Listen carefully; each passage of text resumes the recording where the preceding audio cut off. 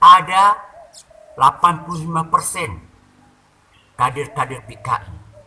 Itu fakta dan nyata dibuktikan. Sekarang ini sedang heboh RUU HIP.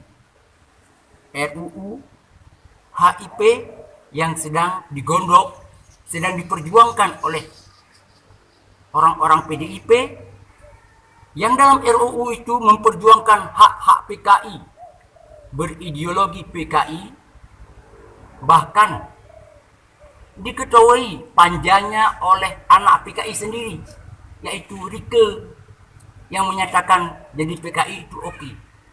Sekarang ini bahkan rakyat merasakan fakta dan nyata dimanfaatkan isu COVID-19 untuk menutup pesantren, menutup masjid, menutup tempat-tempat ibadah, khususnya umat Islam.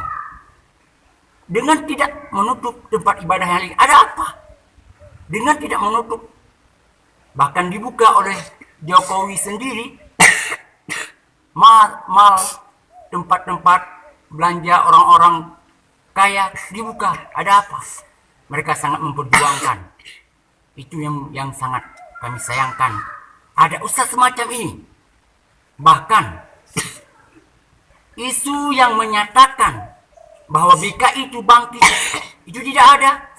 Saya sangat mendukung pernyataan Din Syamsuddin, orang yang menyatakan tidak ada bangkit itu isu PKI.